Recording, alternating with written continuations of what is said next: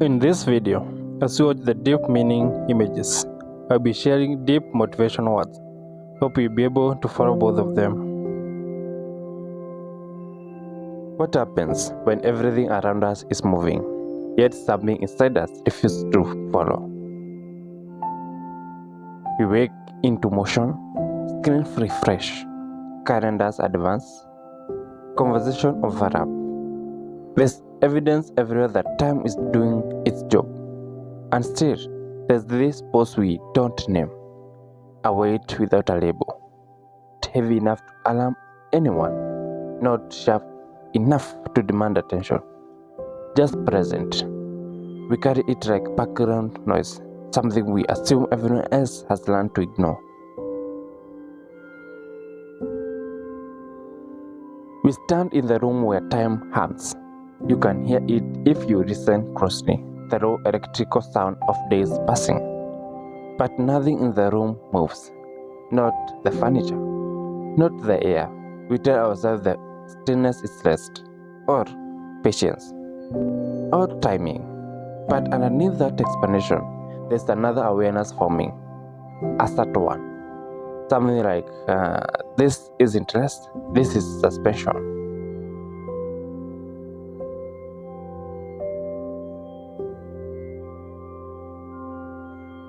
Our thoughts arrive half finished.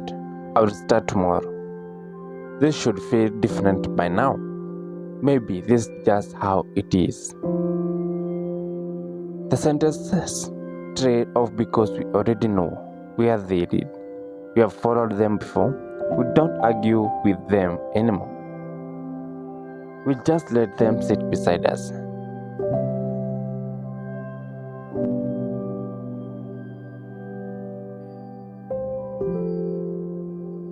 We have been taught to look for turning point, clear moment where things click into place, but lived experience doesn't arrive like that. It accumulates. It gathers quietly, like soil forming grain by grain. Nothing dramatic, just exposure, repetition, small outcome we don't celebrate or mourn, only store somewhere in the body.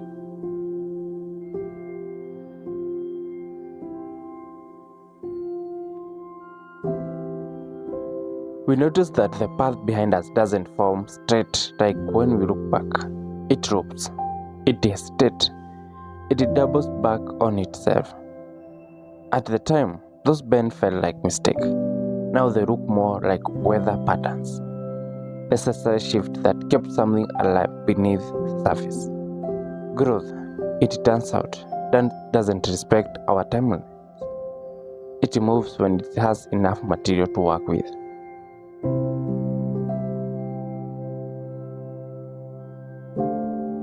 We move through seasons without announcing them. Periods of reaching, periods of pulling back, time when everything feels fertile, and times when nothing responds. We keep going anyway, not heroically, practically, because life doesn't pause for our understanding of it. And maybe that's the first thing we recognize together. This stalled feeling isn't a failure of effort. It is a sign that something is forming out of sight.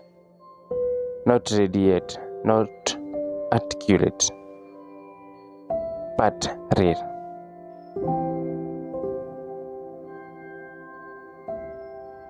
We don't need to solve it now. Not now. We just need to notice where we are standing. In this room where time keeps humming, waiting for us to realize we have already been there, already been here long enough to learn something, even if we don't know what it is yet.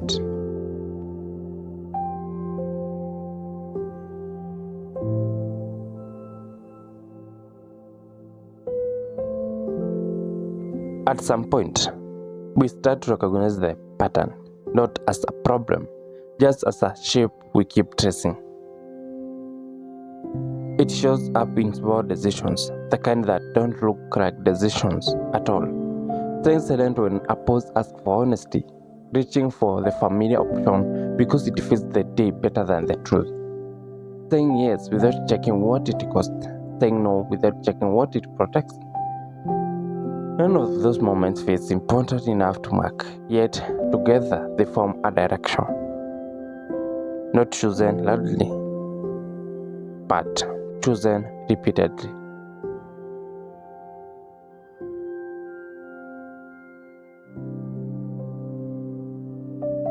We tell ourselves we are waiting for clarity, but if we listen carefully, the station has a texture.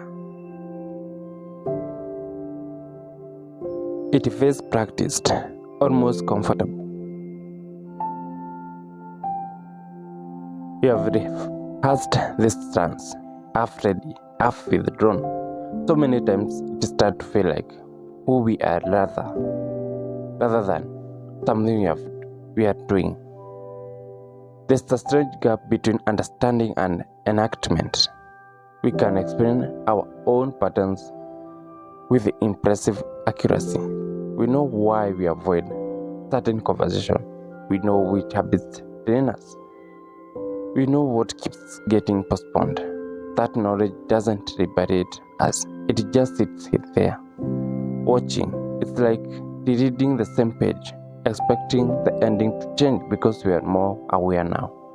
We notice new details. We underline different lines, but the story unfolds the same way unless a choice interrupts it. Our awareness alone doesn't turn the page, and somewhere in this recognition, the room gets smaller. Because it's not just something all do, it is something you notice yourself doing. In the process you feel automatically, in the routines that once felt surprising and now feel slightly misaligned, in the way your days echo each other more than you would like to admit. You are not stuck because you don't care. You are stuck because the current rhythm still works well enough. It carries you forward without asking for much presence. It lets you function. Just functioning isn't the same as living a story you recognize as yours.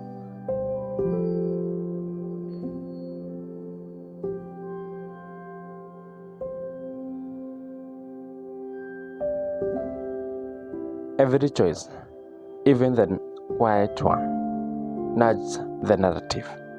Not toward the ideal version of life, but toward a familiar one. A life built from default response rather than deliberate ones. And the unsettling part isn't that this is happening, it's that it is happening with you. Consent. You feel the mild discomfort of that realization. Not panic, not urgency, just a soft pressure behind the eyes. A sense that something inside you has been kept score even when you weren't.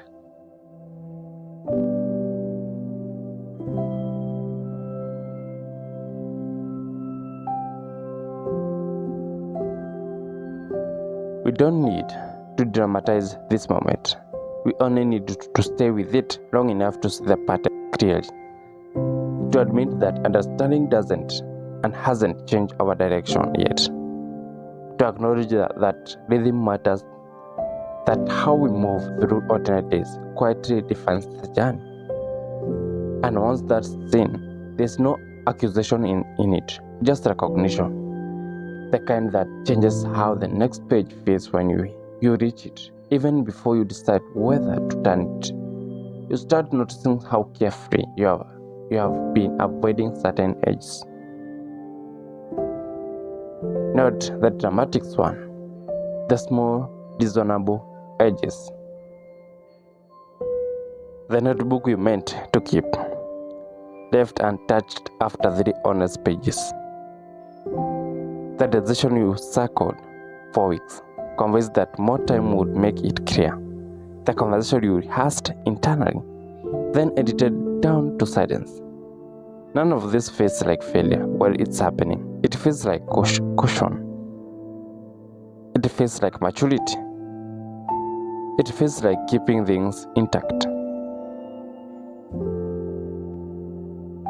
You do take action, just not in the direction that would expose you. You organize, you research, you Define your thinking. You wait until you are less tired, less unsure, less affected. You tell yourself you are preparing, but preparation has started to look a lot like staying exactly where you are.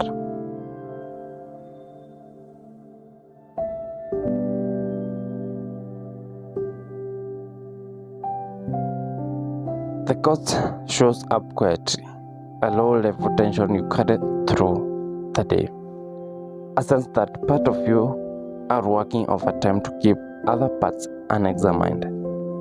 It's like walking around with unfinished conversation in your pockets. Small which you adjust to without realizing how much they slow you down. Thoughts interrupt each other. I should write this down later. I will decide after this week. Next week. It's not the right moment. There will be a better one. The logic is airtight. The result is familiar.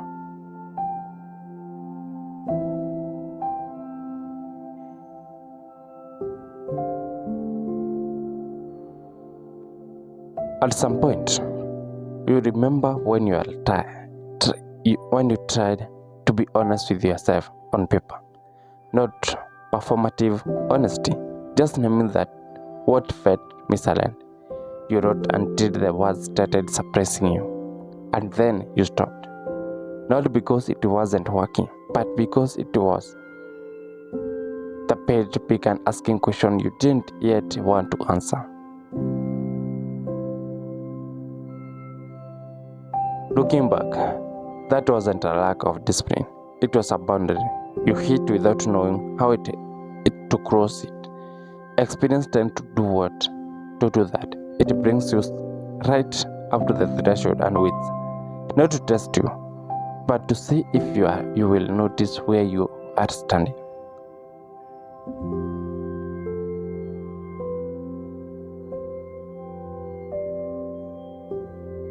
Other experiments followed. You changed the routine, you adjusted goal, you tried thinking your way out of patterns that weren't built by thoughts alone. Some of it helped, some of it didn't.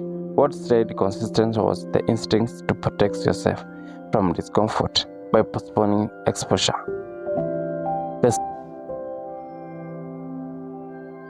Avoidance makes sense when you have learned that honesty can destabilize things.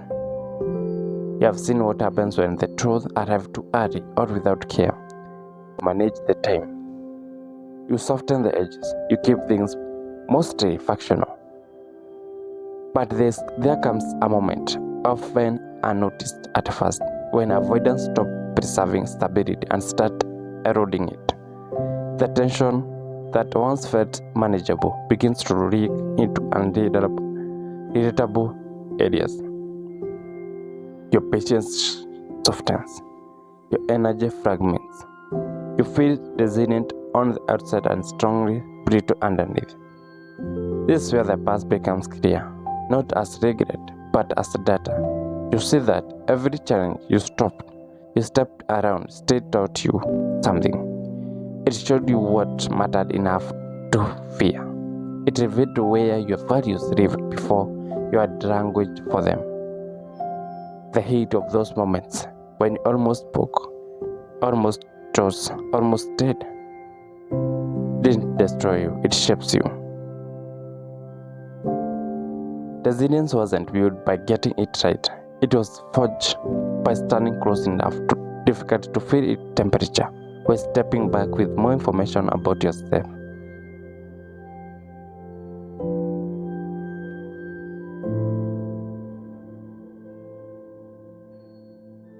And now, in the present, you are closer to vulnerability than you think. Not because you are ready to expose everything, but because you can finally see the pattern clearly. Meaning hasn't been hiding in grand gestures. It has been waiting in the places you keep touching and withdrawing from. You don't have to name that out loud yet. Just notice how heavy your pockets have become and how much lighter you feel when you imagine setting even one thing down.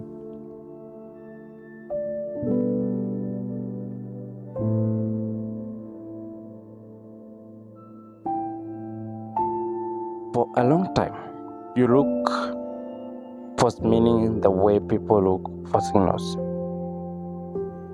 Something clear, something conformable, something that would arrive from outside and tell you where to stand. You waited for alignment to feel obvious, for clarity to feel clean. You assumed that when meaning showed up, it would remove doubt instead of asking you to stay with it. Only later did it become apparent that what you were calling confusion was actually a refusal to listen inwardly, not ignorance, protection. You had learned to scan the environment for permission before trusting your response to it. And that habit worked until it didn't. Looking back, the moments that changed you most didn't feel meaningful when they happened. They felt inconvenient, unimpressive, something even disappointing. You didn't leave them feeling inspired. You left them altered in ways you couldn't articulate yet, and the understanding arrived much later, quietly, when you noticed your reaction had changed before your explanation did. You were trying to grow conclusion. What was needed was cultivation. There's a difference between certainty and authenticity. Certainty closes the loop. Authenticity keeps one open. When you chose certainty, you waited to move until everything felt resolved. When you allowed authenticity, you acted right, still unsure, responding honestly to what you could sense, not what you could prove. It is like planting without knowing the seasons of bloom. You prepare the ground, you place something living into it, then you step back, aware that growth obeys condition, not demands. You don't pull at the root to check progress. You pay attention to what the soil needs.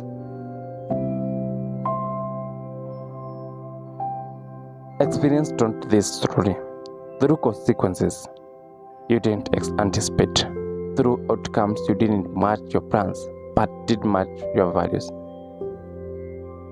You begin to see that self-awareness wasn't an abstract state, it was a feedback loop.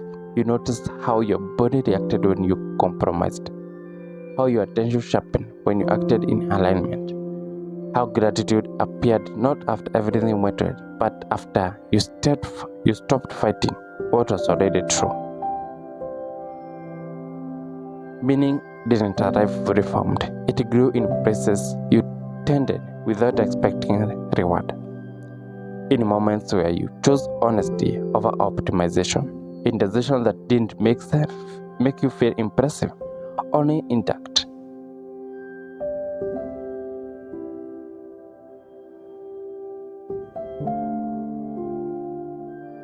Now, in the present, the pressure to find meaning has softened, not because everything makes sense, but because you trust the process more than the outcomes.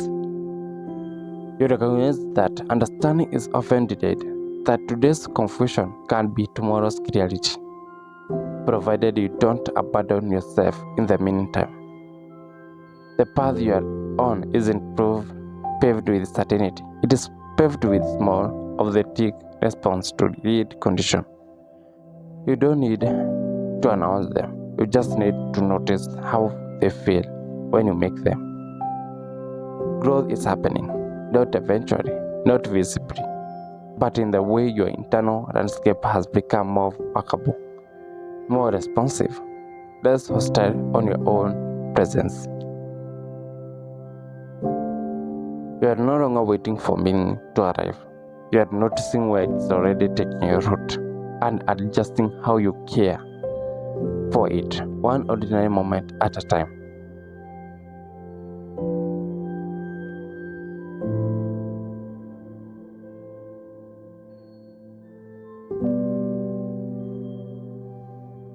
At some point, we notice the struggle loosen its grip, not because it has been solved, but because our attention has shifted.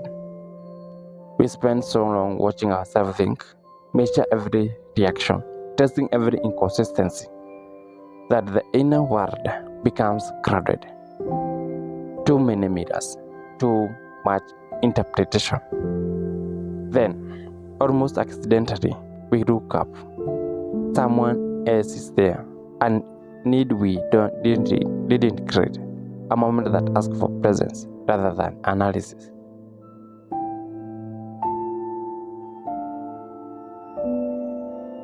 Compassion enters this way, not as a personality trait, not as moral achievement, but as a decision made in real time, to listen a little longer, to respond without rehearsing how it reflects back on us, to offer help without attaching it to an outcome.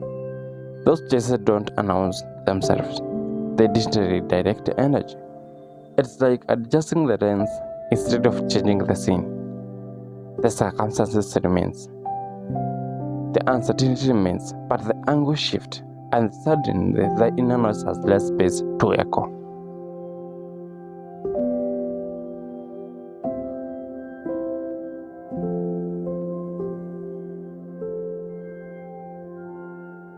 We begin to see how often our distress was fueled by constant self-reference, not selfishness, just exhaustion from being the sole point of focus. When attention moves outward, even briefly, something settles, the body softens, the mind follows. We notice this pattern repeating. When you show up for someone else, the internal debate quits. When you contribute without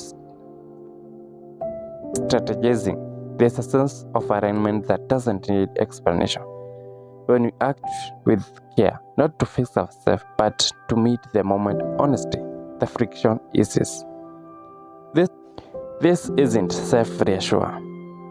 It is recalibration. Peace, it turns out, doesn't come from resolving every internal question. It comes from participating in something larger than those questions. From recognizing that meaning often reveals itself through impact rather than introspection. We don't need grand gestures. The smallest form of service counts. Being reliable, being kind when it's inconvenient, noticing who has been overlooked and responding without spectacle.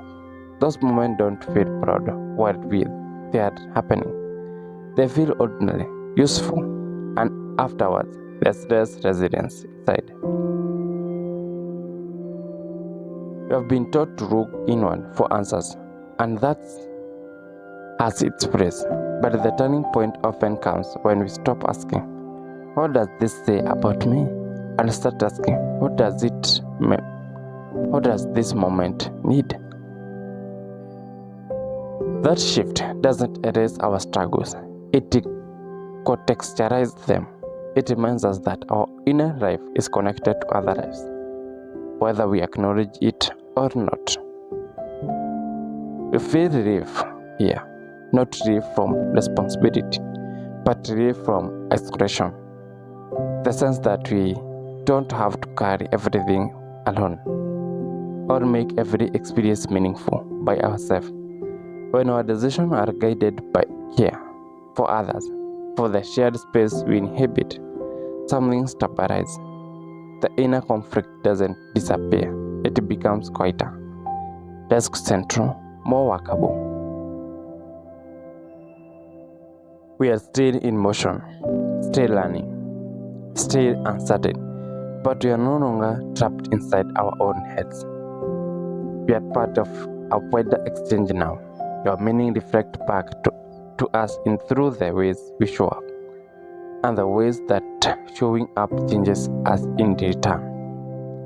We start to understand purpose differently, not as endpoint to reach, but as a way to stay oriented while moving. For a long time, we expected purpose to eliminate uncertainty, to clarify everything at once, to arrive like a map unfolding on a table with a clear routes and labeled destination. But lived experience resists that kind of order. The terrain keeps changing. The weather doesn't cooperate. Uncertainty, where it appears, never stay long. What does that stay is direction. Purpose works less like a plan and more like a compass. It doesn't tell us what the next 10 steps to be. It tells us which way fits true when we take the next one. It doesn't argue with confusion. It gives us something to move by while confusion remains. You are walking by a distant light, not a map. The light doesn't reveal the whole landscape. It just keeps us from standing still. We adjust our pace. We step around obstacles. We pause when the ground feels unstable. The direction holds even as the path shifts. This way flexibility stops feeling like indecision and starts feeling like intelligence. Adapting isn't a sign that we were wrong before. It's evidence that we are paying attention now. Every journey asks for this kind of responsiveness. The willingness to revise without abandoning what matters. As we move, doubt doesn't disappear. It changes tone. It becomes quieter, more specific. Instead of asking, is this right? It asks, is this still an end? That question doesn't paralyze us. It keeps us oriented. Gradually, the focus narrows. The language shifts. We are less concerned with outcomes and more aware of direction. Less preoccupied with arrival and more attentive on how each step feels. The repetition is subtle but steady. Forward, adjust, continues. Forward, adjust, continue. And somewhere in that rhythm, the journey becomes workable. Now the distance between us and the beginning and you begins to cross. Because you recognize this already. You have felt the difference between drifting and moving with intention. You know what's like to act without certainty and still feel grounded, to make choices that don't promise clarity, only coherence.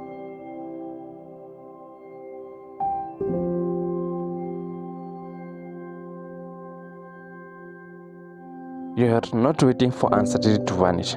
You are learning how to move inside it. Purpose for you isn't an abstract idea anymore. It is a reference point, a way to check your bearing when the noise increases. You notice how this changes your posture, how decision feels less like beats and more like expression, how adapting no longer feels like losing ground, but like staying into contact with what's there. The ride doesn't get brighter, the path doesn't straighten, but your ability to navigate improves. And that's enough. Not to eliminate doubt, not to guarantee outcomes, just to keep moving, aware, responsive, and oriented towards something, and still feels worth walking toward, even when you can't fully see it yet. At this stage, we stop thinking of honesty as moment and start recognizing it as a practice. Not a single confession, not a dramatic reveal, not a series of words alignment, small alignment between what we know and what we say and what we do. Integrity, lived this way, simplifies things. It removes the extra effort required to remember which version of ourselves we are representing. It reduces friction we didn't realize we were carrying. We notice how much energy used to go into managing impression, explaining ourselves, softening truth in advance, preparing for reactions that hadn't happened yet. Honesty doesn't eliminate consequences, but it clarifies them. We deal with what's real instead of what is imagined.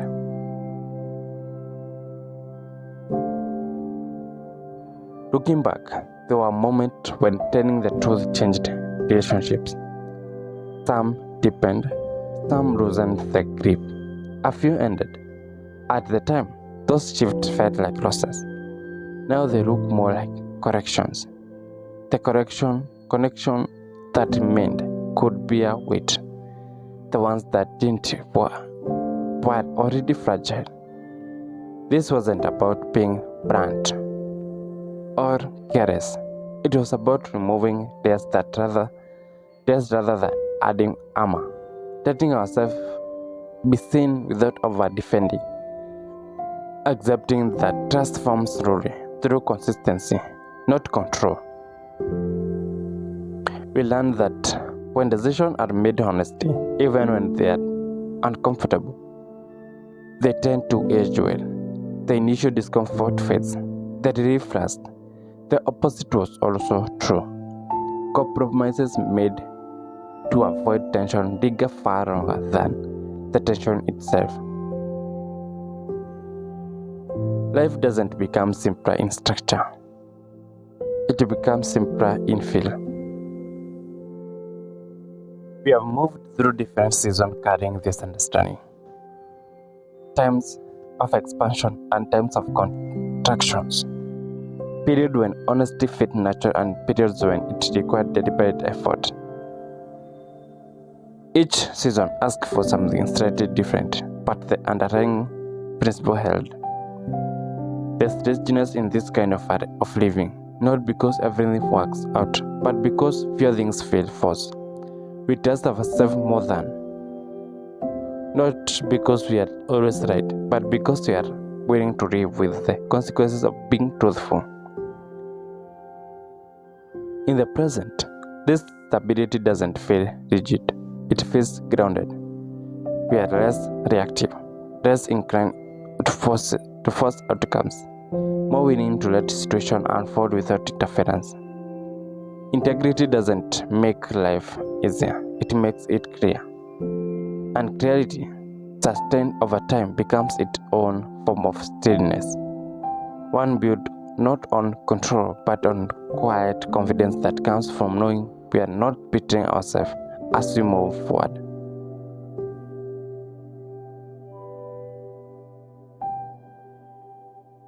You will return to that first question sooner than you expect. Not as something demanding an answer, but as something that now carries weight. What happens when everything around you keeps moving and something inside hesitates? The question doesn't accuse anyone. It observes, it recognizes where you are in the story. The future doesn't arrive as a clean break from what comes before. It continues the sentence you are already in the middle of writing. You won't step into a new version of yourself overnight. You bring this one with you, more aware of the pattern you repeat, more honest about the cost of avoiding them, more willing to stay present when discomfort signals growth. Think of it like turning a page that's already written halfway. The ink is there, the tone is set, but there's space left. Not for reinvention, but for continuation. For choices that don't need to be dramatic to matter. You will face moments that feel ordinary from outside, small decisions, brief encounters, pauses where you could default or respond. Those moments won't announce themselves as pivotal. They rarely do, but they will feel familiar, and familiarity now carries information. Your journey keeps unfolding, not as a heroic arc, but as a series of quiet acts of courage, staying with a feeling long enough to understanding, choosing honesty when it would be easier to deflect, adjusting direction without abandoning yourself. Hope doesn't appear as certainty here, it shows up as willingness. You won't always move confidently. Sometimes you will hesitate. Sometimes you will circle back. That doesn't negate the movement. It's part of it. The story accommodates revision. What matters isn't whether you act boldly, but whether you act in contact with what you know to be true. The rest will organize itself around that center. There's no instruction waiting at the end of this, no checklist, just an open space where recognition gets a little longer than usual. If something in this felt familiar, it's because you have been living it already. The next page doesn't need to be perfect, it only needs to be yours.